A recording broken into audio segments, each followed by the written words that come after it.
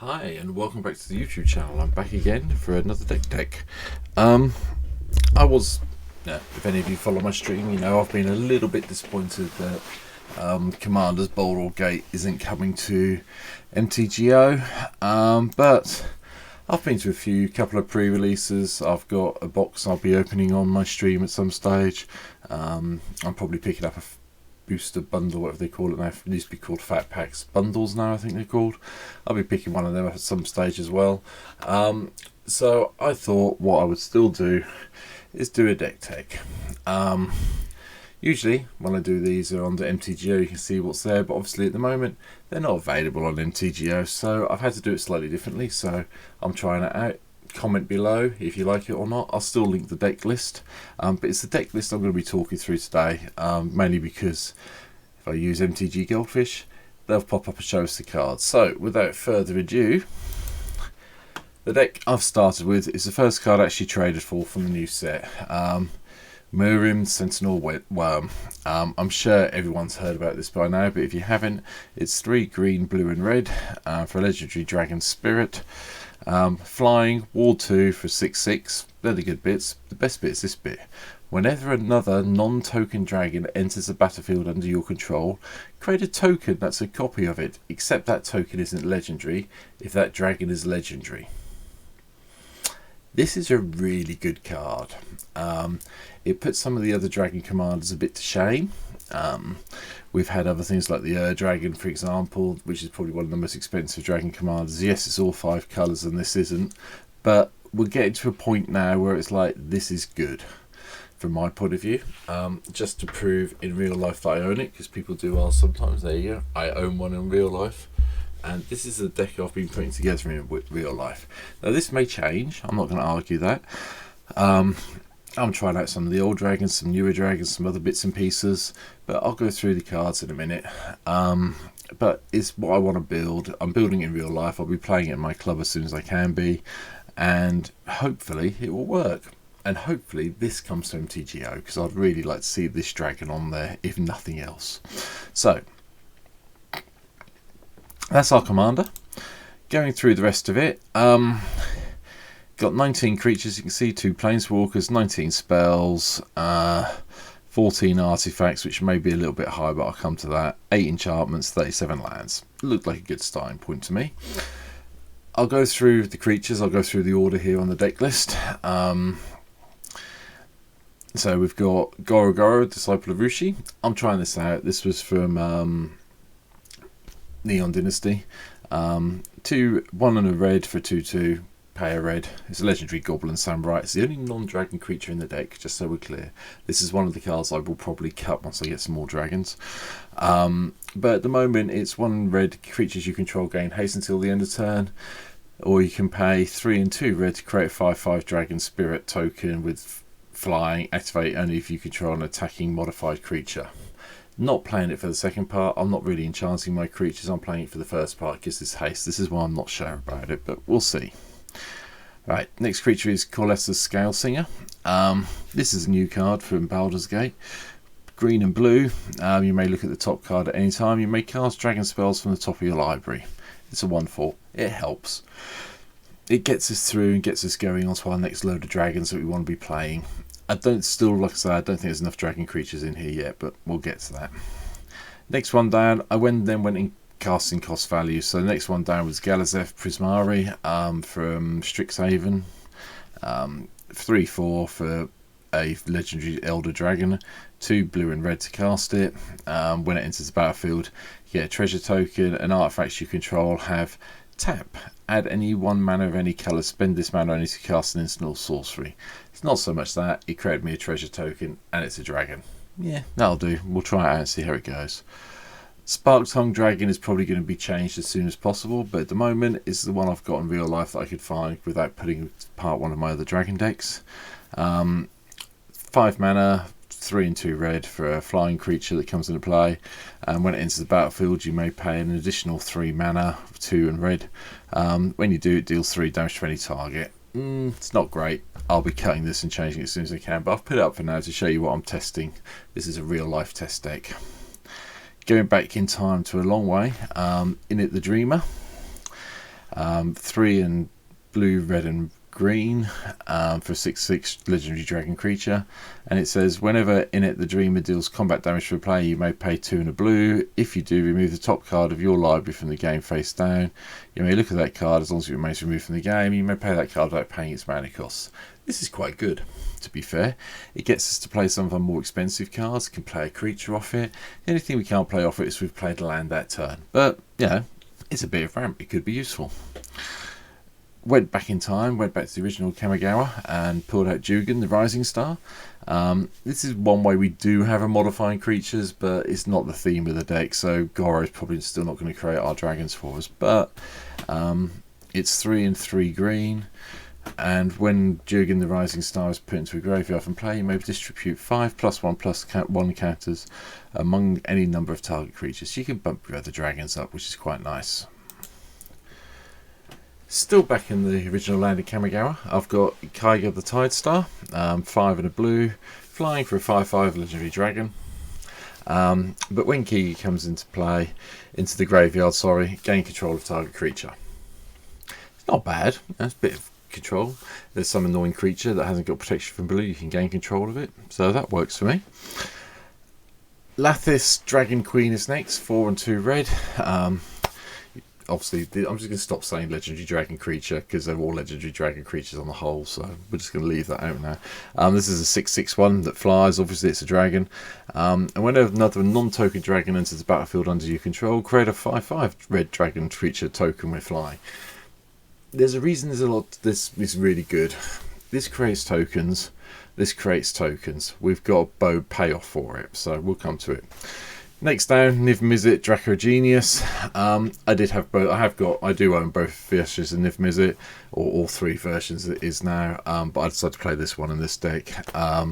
When it deals damage to a player, you draw a card. You may pay 2 blue and a red to ping someone and draw a card, basically. So it's a 5/5. So that's okay.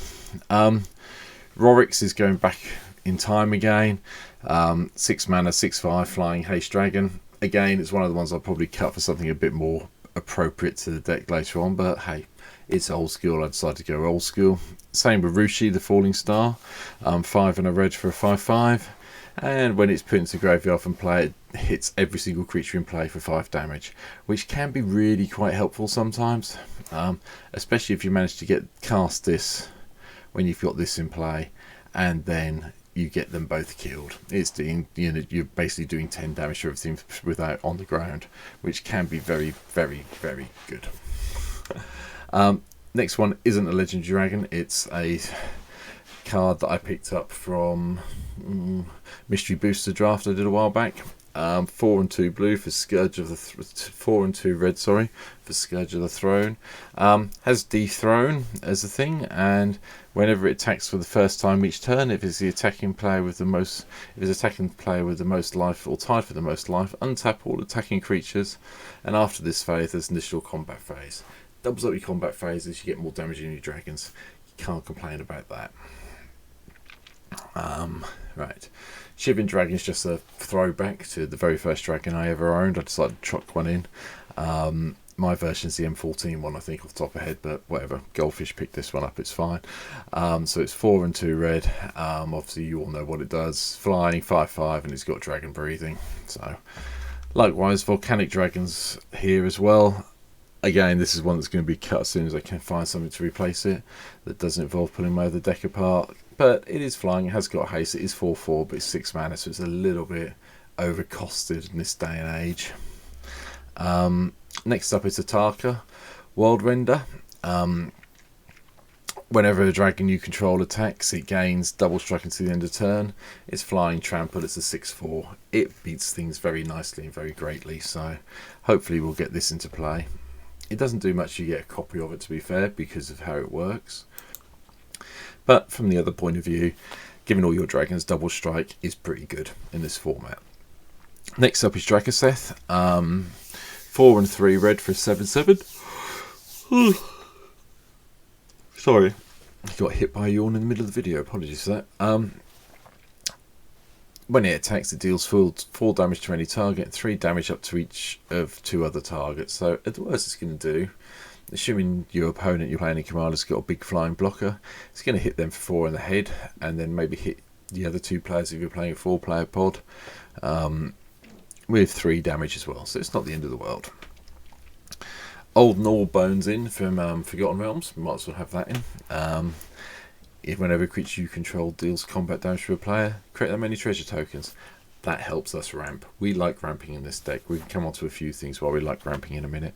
It's 7/7 flyer, so it's pretty good. And then finally, to finish off, a non-legendary creature, 6 and 2 red for Bogdan Hellkite, flash flying for 5/5, and when it comes into play, it deals 5 damage divided as you choose amongst any number of targets. I thought I'd try it out. It's probably worth it. You know, if we cast this with Miirym in the play, it's still 10 damage we get to chuck around here, there, and everywhere. So it's probably worth a shout to try it. So the creatures, all the dragons from here down do interact with our dear Sentinel Wyrm over here. Like I say, there's a few that I'm probably going to drop out at some stage. Shivan, Volcanic, probably Bogdan as well.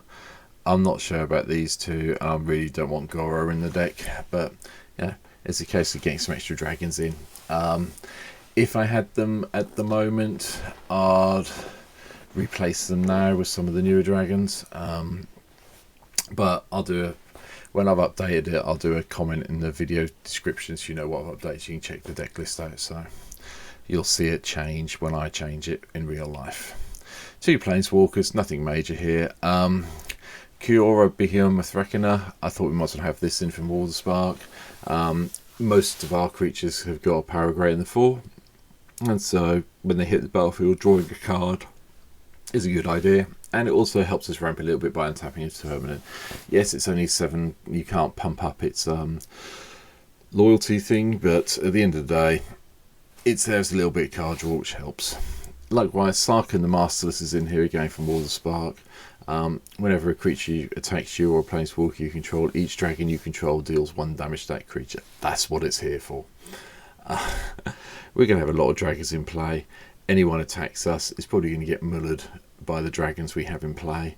Obviously, it also creates a... it can turn itself into a dragon if you want to for an extra attack 1 turn, or you can make a dragon creature token with flying. Sorry, I keep yawning. But that does take it down off 3 loyalty, which puts it on 2, so it takes a little bit upping and downing to get it all working, but I think it's worth it with the amount of dragons we're playing in the deck. Right, spells. Again, this is things I own in real life. Some of them are interchangeable, some of them you probably want to keep. Wheel of Fate is probably one that is interchangeable. You might want to change this for something like Elixir of Immortality, maybe as an artifact, or some other way. You want to shuffle your cards back into the library. This is discarding them and drawing a new hand. It has its ups and downs.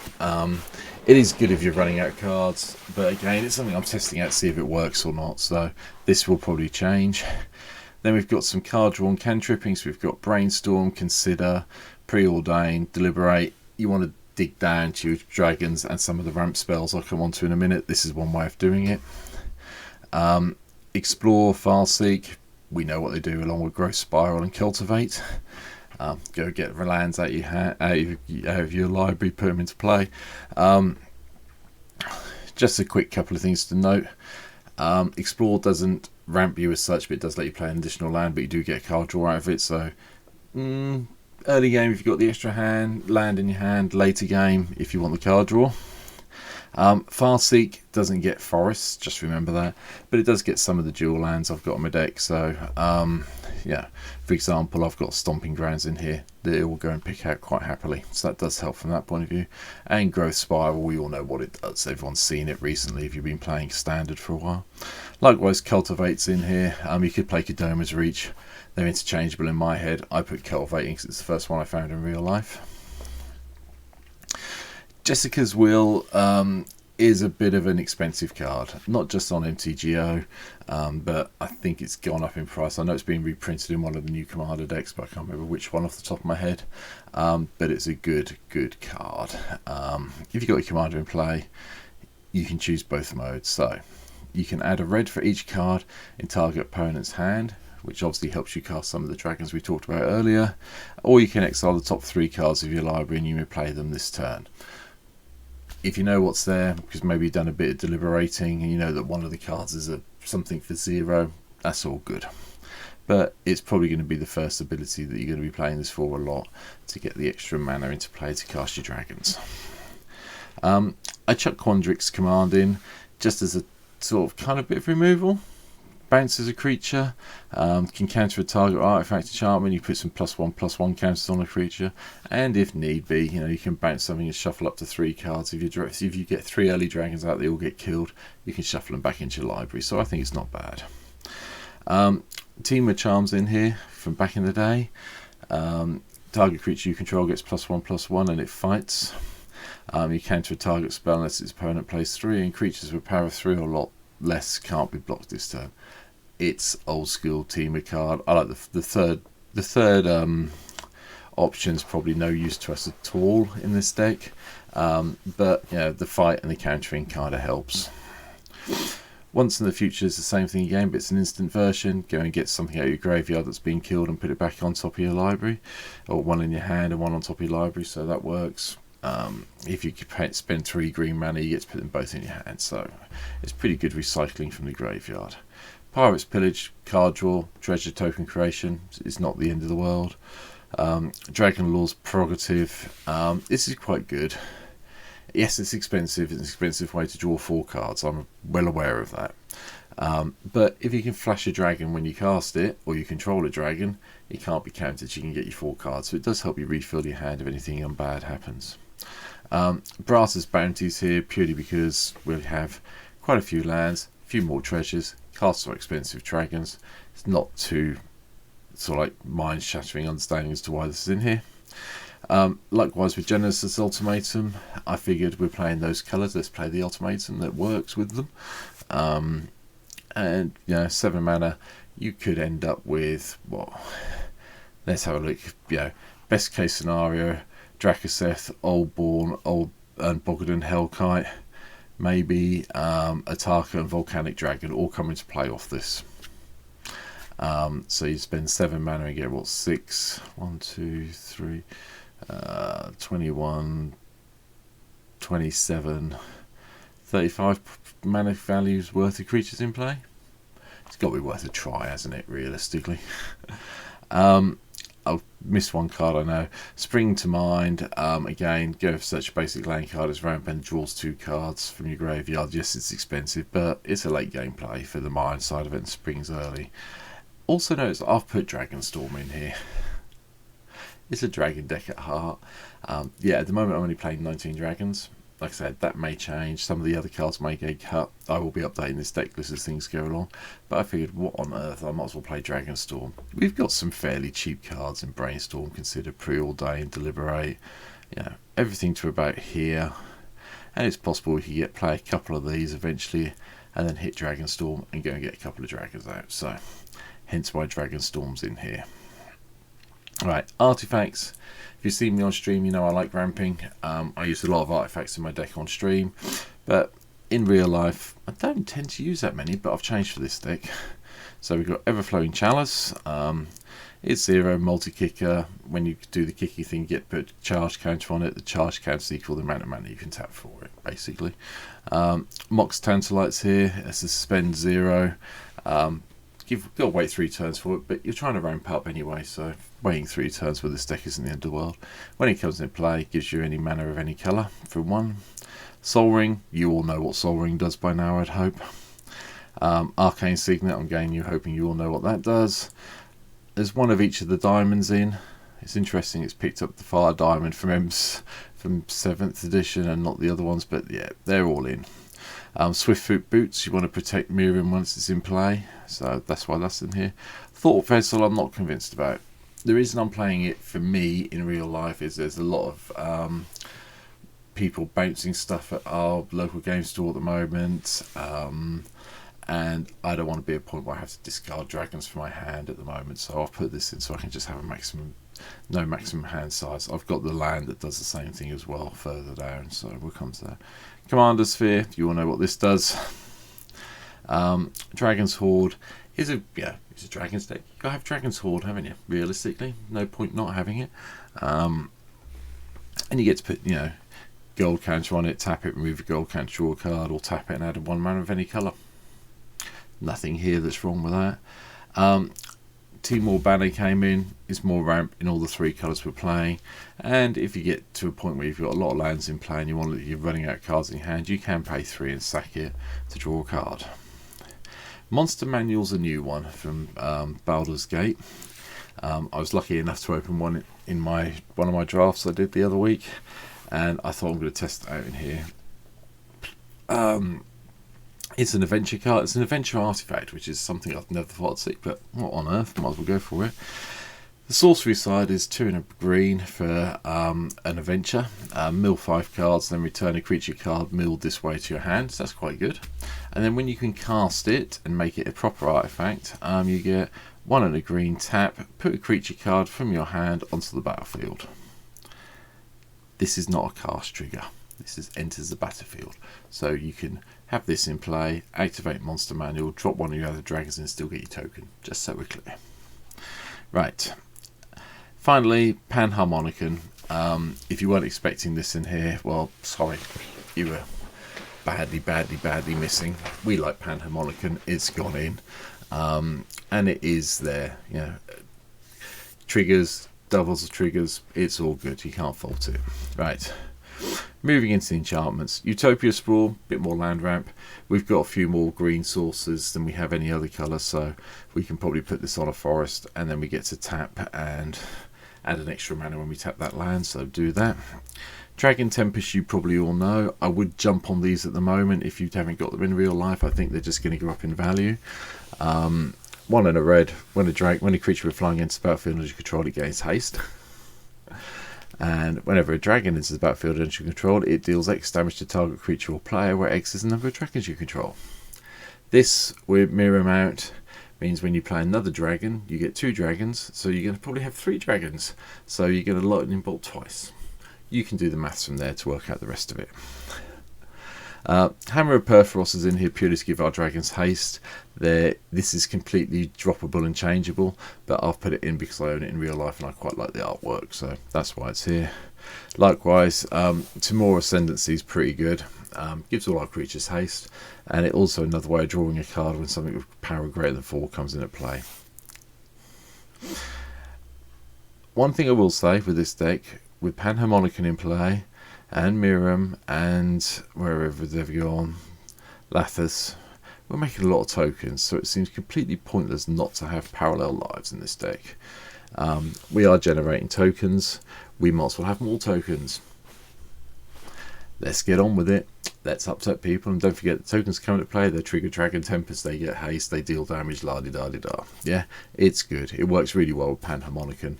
I've played it in other decks before where I've had Panharmonicon in play and Parallel Lives in play, and it gets stupid very, very quickly. Path of Discovery's here. Oop, I clicked on that. Apologies. Path of Discovery's here. It helps us ramp a little bit. We can put things in the graveyard. We can put lands into our hand. It may be good, it may not be good, but I thought I'd try it out and see. Sunburns Invocation is another way of sneaking dragons into play. Once we get casting our more expensive things, don't forget we can reveal the top X cards of our library and put a permanent that costs less or equal to them into the battlefield. So yeah, if you cast a 6-drop dragon, you can get another 6-drop dragon if you're lucky. A 7-drop dragon will hopefully give you a 7-drop dragon, and if you cast Boggart and Hellkite, whatever you reveal, you're going to be able to cast one of them because that's the most expensive card mana-wise in the deck. To help with casting all our big creatures and help with our drawing a little bit, I've put Zendikar's Resurgence in. Doubles our mana, and whenever we cast a creature spell, we get to draw a card. Will it stay in play? Will it die as soon as it comes to play? No idea, but it's worth the attempt. And then it's just the rundown of lands. Castle Vantress to manipulate the top of our deck. Cliffgate, I got one. I thought I might as well play it out. There's no other gate synergies in here.